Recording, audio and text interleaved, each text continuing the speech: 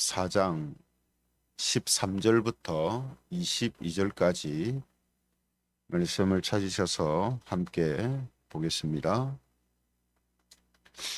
13절부터 제가 봉독합니다.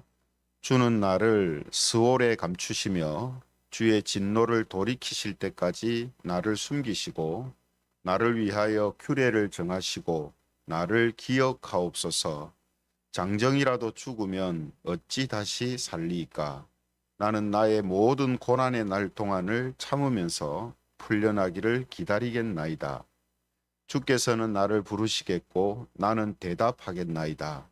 주께서는 주의 손으로 지으신 것을 기다리시겠나이다.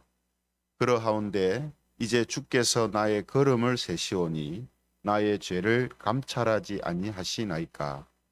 주는 내 허물을 주머니에 봉하시고 내 죄악을 싸매시나이다.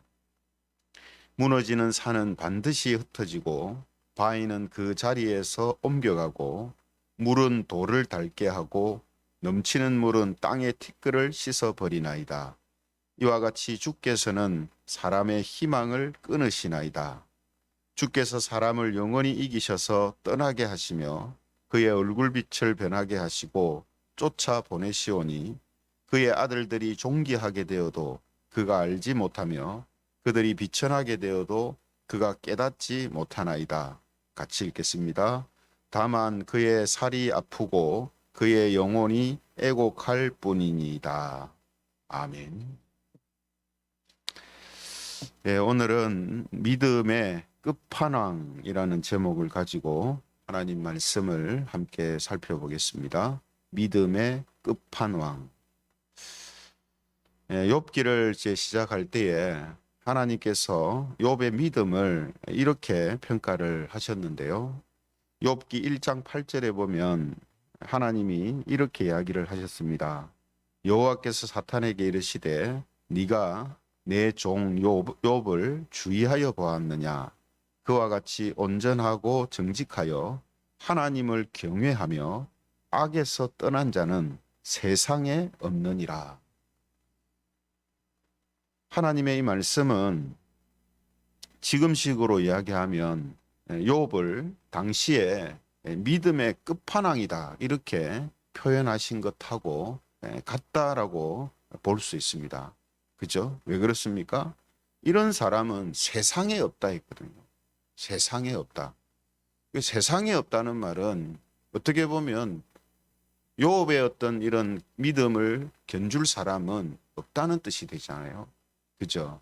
그러니까 지금 표현으로 하면 믿음의 끝판왕이다 이렇게 해도 뭐 전혀 문제가 없는 그런 표현이다라고 할 수 있습니다. 그래서 우리가 다 믿음을 갖고 살지만 우리가 믿음의 어떤 끝판왕, 하나님께서 이런 사람이 잘 없다 이 정도 말만 들어도 우리가 정말 대단한 믿음의 소유자다라고 생각할 수 있지 않겠습니까? 그죠?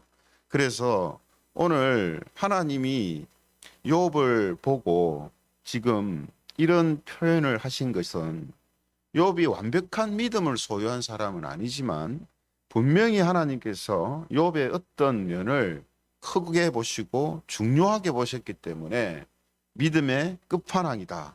이런 사람은 세상에 없다. 이렇게 말하셨을 것입니다. 그러면 하나님이 보셨던 욥의 믿음은 어떤 부분이었는가? 물론 우리가 뭐 한두 개를 가지고 단정할 수는 없죠. 믿음이라는 것이 여러 방면에서 여러 모습으로 나타나기 때문에 어느 한 측면만 가지고 말할 수는 없습니다만 오늘 우리가 본문을 통해서 욥이 하나님께 이런 말을 들을 수 있었던 그 이유 중에 하나가 무언가 하는 것을 우리가 함께 살펴보겠습니다. 그래서 욥은 하나님이 진노를 돌이키실 때까지 자기를 숨겨주시고 기억해달라 이렇게 간구를 하고 있는데요. 13절에 이제 보면은 이렇게 간구를 하고 있습니다. 13절에 보면 주는 나를 스올에 감추시며 주의 진노를 돌이키실 때까지 나를 숨기시고 나를 위하여 규례를 정하시고 나를 기억하옵소서 이렇게 이야기합니다. 하나님은 나를 감춰주시고 숨겨주시고 또 나를 기억해 주십시오 이렇게 기도하거든요. 왜 이렇게 기억해 달라고 하냐면 나를 스올에 감추어 달라 했기 때문에 스올에 있는 자기를 기억해 달라는 거거든요. 그래서 여기 스올이라는 이제 단어가 성경에서 가끔씩 등장하는데 우리나라의 이제 말로는 음부라고도 이제 번역이 되어 있습니다. 스올이라고 하기도 하고 또 음부다 이렇게도 말하는데요. 이 기독교 학자들은 구약 성경에서 스올 즉 음부는 뭐 연옥이나 지옥 이런 것을 말하는 것이 아니라 모든 죽은 자의 영혼이 거쳐가는 하나의 이제 무덤이다라는 이런 상징적인 표현으로 사용했다라고 이제 보고 있습니다. 그래서 욥은 스올이라는 것을 되돌아올 수 없는 곳으로 그렇게 묘사를 이제 한 적이 있는데요. 7장 9절에서 10절, 욥기 7장 9절에서 10절에 보면은 스올에 대해서 욥이 이렇게 언급하는 부분이 있습니다. 구름이 사라져 없어진 같이 스올로 내려가는 자는 다시 올라오지 못할 것이오니 그는 다시 자기 집으로 돌아가지 못하겠고 자기 처소도 다시 그를 알지 못하리이다. 여기 보면 스올로 내려가는 자는 다시 올라오지 못할 것이다 이렇게 말했었거든요. 그런데 오늘 본문에서는 뭐라고 합니까? 자기를 스올에 감추시라 이렇게 강구를 하고 있습니다. 스올에 내려가면 못 올라오는 곳이다 했잖아요. 근데 오늘 본문에서는 자기를 스올에 감추어 달라 이렇게 말하고 있다는 거죠.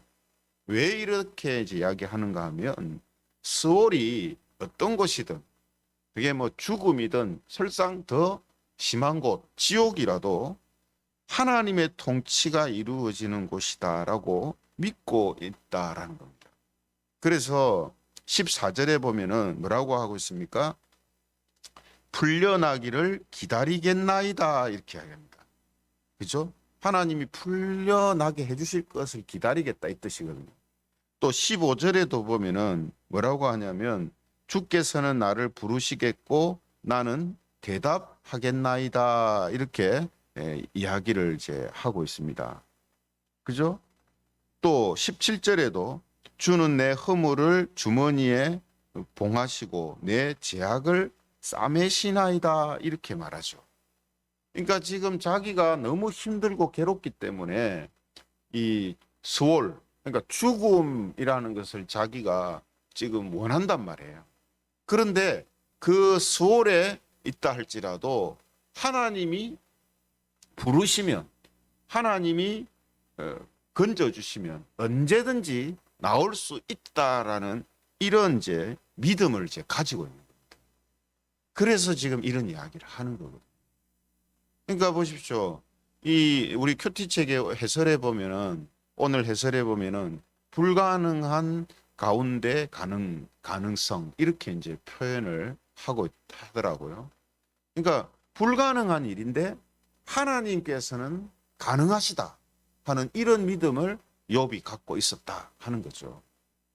그죠? 스올이라는 것은 내려가면 못 올라옵니다. 못 나오는 곳인데 하나님은 나오게 하실 수 있다. 이런 믿음을 지금 욥이 보여주고 있다는 거죠.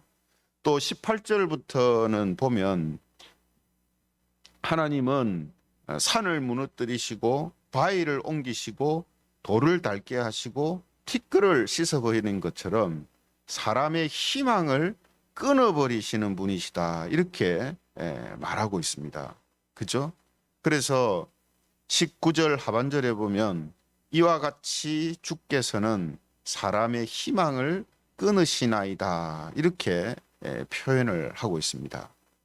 그래서 여러분 자기 희망을 끊는 사람이 있다면 여러분 그 사람을 신뢰하겠습니까? 의지하겠습니까? 근데 욥은 하나님이 자기의 희망을 끊으신다라고 말하면서도 하나님에 대한 믿음과 그 신뢰가 변하지 않고 있다라는 것을 우리가 이제 보게 됩니다. 그래서 여기에서 뭐 희망이라는 것이 사람들이 가장 중요하게 생각하는 것들을 의미하는 것이라고 볼 때에 하나님께서 내가 가장 중요하게 생각하는 것을 끊으시는데도 여전히 하나님은 자기를 끊지 아니하시고 자기를 기억하시고 구원하실 것이다라는 확신을 지금 갖고 있는 거죠. 욥이 지금 이런 모습을 이제 보여주고 있는 거예요.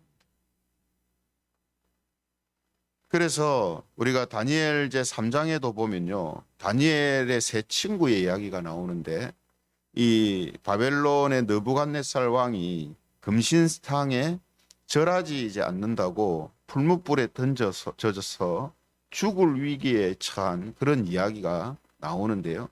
그때 다니엘의 세 친구가 이렇게 말합니다. 다니엘서 3장 17절에서 18절에 보면은 이렇게 이야기를 하고 있습니다.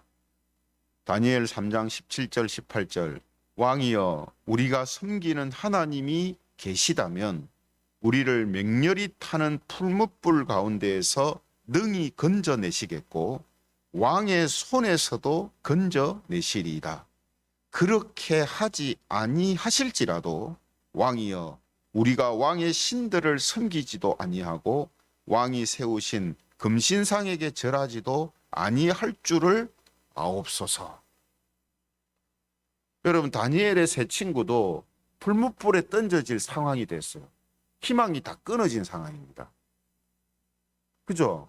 곧 불무불에 던져질 상황인데 이 사람들이 하는 이야기가 뭡니까? 하나님이 우리를 분명히 건져내실 건데 그렇지 아니할지라도 이 희망이 우리에게 이루어지지 않는다 할지라도 우리는 하나님만을 믿고 신뢰하겠습니다. 금신상에게 절하지 않겠습니다. 이 말이거든요. 그러니까 여러분 다니엘과 그의 친구인 하나냐, 미사엘, 아사랴 이 세 사람도 그 시대의 믿음의 끝판왕이다라고 말할 수 있죠. 그죠? 다니엘 시대에 다니엘과 이 세 친구는 믿음의 끝판왕입니다. 그 시대에. 왜 끝판왕이다라고 말할 수 있습니까? 자기의 희망을 하나님께서 끊으시는데도 여전히 하나님에 대한 믿음과 신뢰를 갖고 있다. 이거죠. 그래서 여러분 우리가 본문을 통해서 알게 되는 것은 욥이 지금 두 가지 이제 믿음의 모습을 보이고 있다라는 것을 우리가 확인할 수가 있습니다. 그 두 가지가 뭡니까? 하나님께서는 자신이 음부에 있더라도 반드시 자신을 부르시고 구원하시는 분이시다라는 믿음을 가지고 있고요. 또 하나는 하나님이 자신의 희망을 끊으셔도 자기는 끊으시지 않는 분이시다라는, 그래서 하나님만을 신뢰하고 믿는다라는 이 믿음을 지금 가지고 있다는 거예요. 그러니까 다니엘과 다니엘의 세 친구의 믿음이나 욥의 믿음이나 일맥상통한 모습을 지금 보여주고 있다는 거죠. 그런데 욥도 다니엘과 그 세 친구도 그 시대에, 자기들이 살았던 시대에 하나님을 경외했던 대표적인 주자들이란 말이에요. 믿음의 끝판왕들이란 말이죠.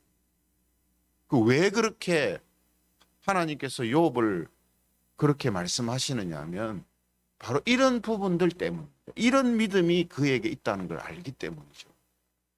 그죠? 그래서 여러분 우리가 말로는 이 두 가지 믿음을 쉽게 말할 수 있지만 이런 믿음을 소유한다는 것은 대단한 겁니다.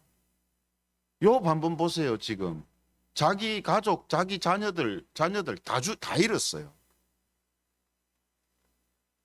자기 가업, 자기 하는 모든 집안 일들을 다 망했어요. 자기 자신도 지금 육체 질병 때문에 너무 고통을 당하고 있어요. 이제 잃을 게 없는 거예요. 목숨 빼고는 희망이라는 것은 하나도 없는 겁니다. 그런데도 뭡니까? 하나님을 향한 기본적인 믿음과 신뢰는 절대로 변하지 않습니다. 보통 여러분 사람들이 그렇잖아요. 내가 희망, 내 어떤 소중한 것들, 그것을 끊어버리거나 빼앗아 가거나 없애는 그 대상에 대해서는 원수로 여깁니다. 맞잖아요. 원수잖아요. 내 희망을 끊는데. 근데 하나님이 그렇게 하시는데도 어떻습니까? 하나님에 대한 믿음과 신뢰를 버리지 않아요. 이게 여러분, 믿음, 우리가 하나님을 향한 믿음이라는 것을 이야기할 때 믿음의 끝이 어디냐? 믿음의 끝 도대체. 뭐 여러분, 우리가 잘 되고 평안하고 아무 일 없이 살 때 하나님을 잘 믿는 믿음은 당연한 믿음이면서도 그것은 누구나 할 수 있는 믿음일 수 있어요. 맞잖아요. 아무 문제가 없으니까 자기 삶에. 좀 크고 작은 견딜 만한 어려움들만 있으니까.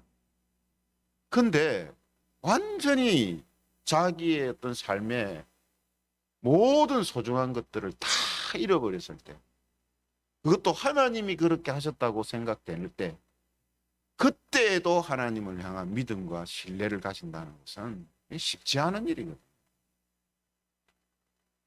그래서 오늘 바로 이런 어떤 모습을 우리가 이제 말씀을 통해서 확인할 수가 있다라는 거죠.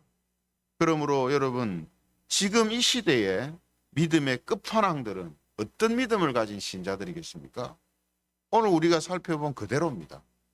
자신이 어떤 곳, 어떤 처지에 있더라도 반드시 하나님이 자신을 기억하시고 구원하시는 분이시다라는 이 믿음을 가지고 있는 사람입니다.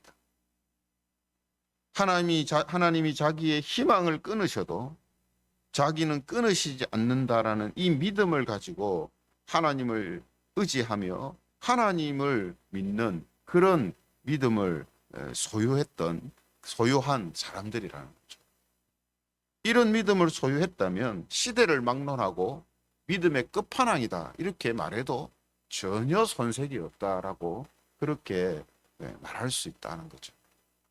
그래서 여러분, 사실은 이런 믿음은 생각만 해서 이게 나오는 게 아니라 그때 돼봐야 나오는 거죠. 그때 돼봐야. 그때 됐어야 나오는 거죠. 그리고 중요한 것은 이런 믿음은 자기 자신에게서 나오는 믿음이라고 말할 수가 없습니다. 왜냐하면요, 사람은 이럴 수가 없어요. 사람은.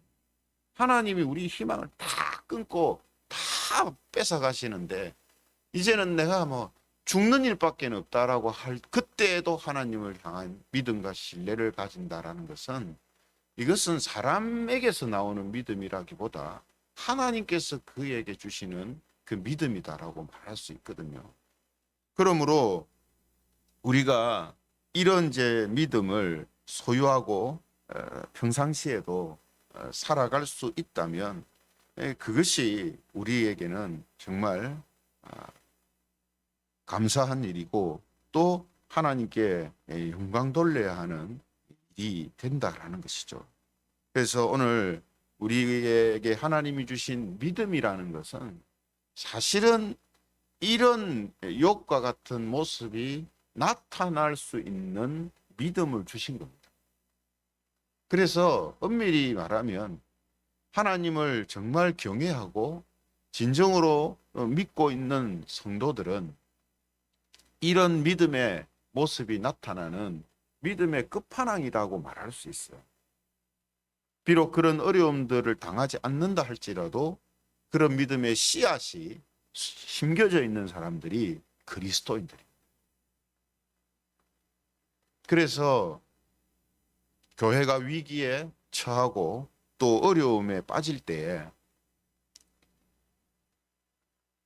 자신의 모든 것들을 잃어버리거나 또 어려운 그런 시대 속에 있을 때에도 하나님을 향한 믿음과 신뢰를 포기하지 않고 사는 그런 성도들이 나타나는 거죠. 드러나는 거죠. 그래서 오늘 우리 모두가 비록 이런 어려운 일을 통하여서 이런 믿음의 모습들이 나타나지 않는다 할지라도 하나님께서 우리에게 주신 그 믿음의 씨앗이라는 것은 이런 믿음의 모습들을 충분히 보일 수 있고 나타낼 수 있는 그런 능력의 믿음이다라는 사실을 우리가 다시 한번 생각하면서 오늘도 우리에게 주어진 삶을 이런 믿음의 모습으로 살아가는 성도들이 되시기를 바랍니다. 언제 어디서나 어떤 일이 있어도 하나님을 믿고 의지하고 신뢰하는 이런 믿음의 모습으로 살아가는 우리 모든 성도님들이 되시기를 주님의 이름으로 축원합니다. 말씀을 생각하시면서 우리 같이 기도하면 좋겠습니다. 오늘 우리가 두 가지 믿음의 모습을 살펴봤는데요. 하나님이 우리가 어느 곳에 있다 할지라도 어떤 처지 형편에 있다 할지라도 우리를 구원하시는 분이시다라는 이 믿음과 또 우리에게 희망이 끊어지고 소망이 없어진다 할지라도 하나님을 향한 그 믿음과 신뢰가 변함없는 그런 믿음의 모습으로 살아가는 그런 교회, 그런 성도들이 되게 해달라고 우리 함께 기도드리겠습니다.